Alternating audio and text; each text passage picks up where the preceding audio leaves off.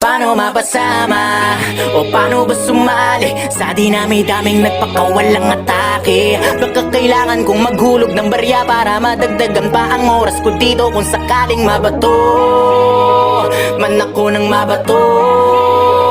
Pag sinabi ko na ititigil ko na to, set up yun para sa'yo, parang Massacre 44 mama sa pano. Kamusta?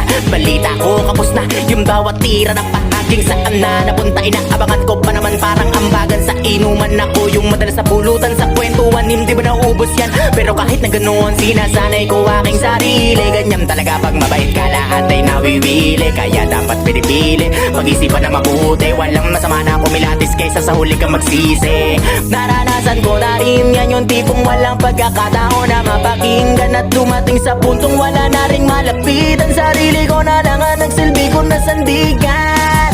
Kaya walang may karapatan para sabihin sa'kin na itigil ko na yan. Sa sasabihin nyo wala akong pakialam dahil